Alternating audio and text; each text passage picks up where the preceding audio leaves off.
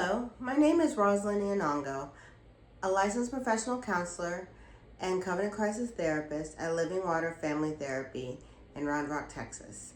And you are watching Living Water for Real Life, a podcast for women in covenant crisis and weary mamas. And today we are going to be talking about self-care using DBT. DBT is a theoretical orientation that therapists use within their therapy practice. DBT can be used to treat a variety of mental health concerns, such as depression, anxiety, stress, and also is a key tool whenever treating addiction and anger management. And today we are going to be talking about one skill that will be really helpful for improving daily life and functioning. The skill that we are going to be talking about is the please skill. Please. And so, whenever we implement the please skill, we are talking about the importance of treating physical illnesses, eating a balanced diet, avoiding mood-altering substances, getting enough sleep, and also exercise, which can also be moving your body in a way that feels good for you. And the reason why all of these things are important is because whenever you take care of your physical body, it makes it much easier to regulate your emotional state as well. And so we are going to be talking about the ABCs of the please skill. So whenever we talk about the A in ABCs for please, we're talking about acquiring positive emotions. And so whenever we do that, we're doing things that we enjoy that bring good feelings. And so the reason why you want to do this is because whenever you create positive emotions, then you are improving self-care and improving your overall health and well-being.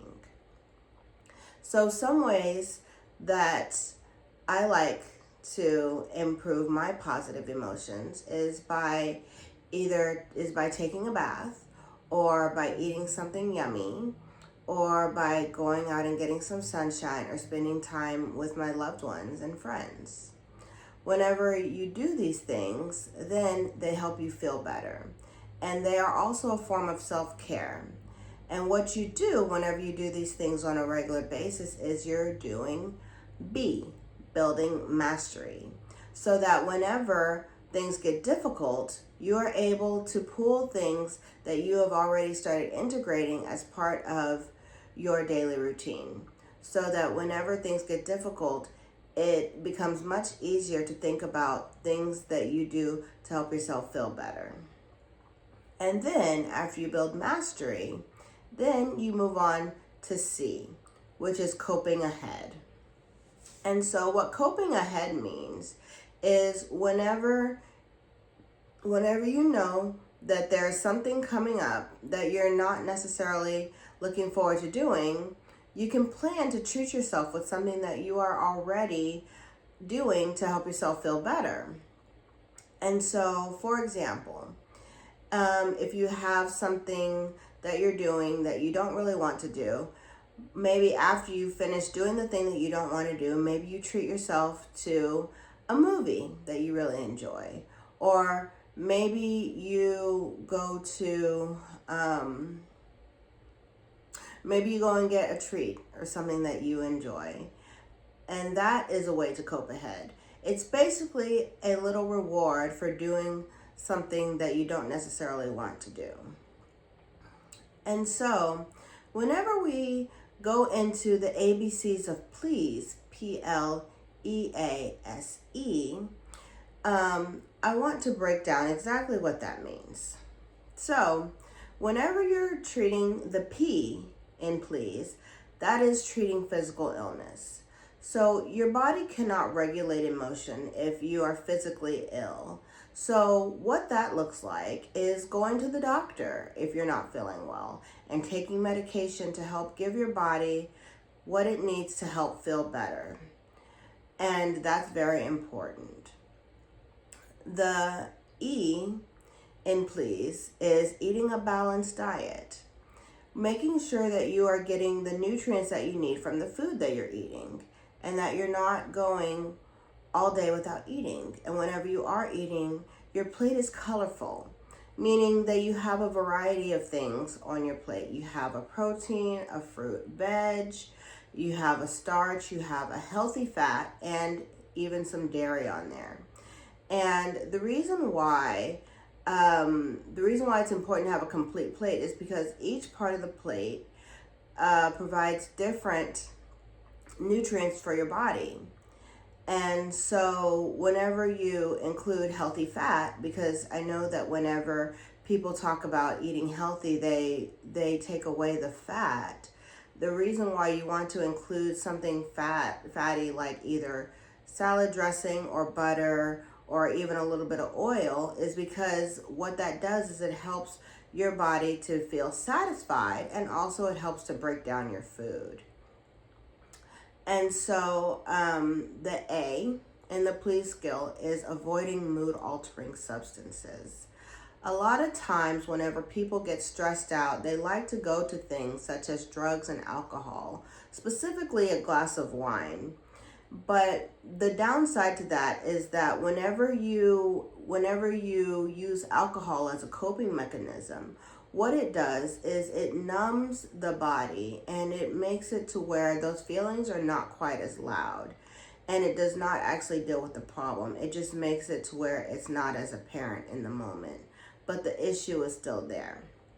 That's the reason why you want to make sure that you have effective coping mechanisms so that way alcohol does not enter the equation.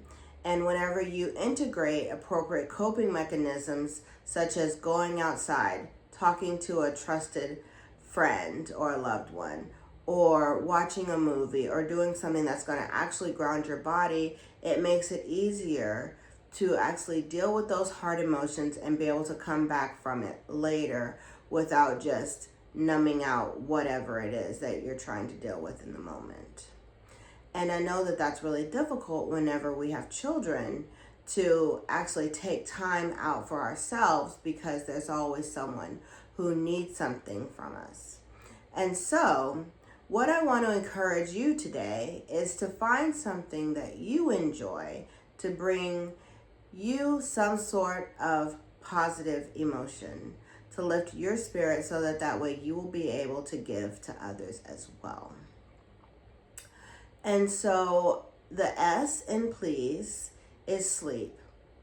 So making sure that your body has enough sleep gives the opportunity for your body to regenerate and to renew itself.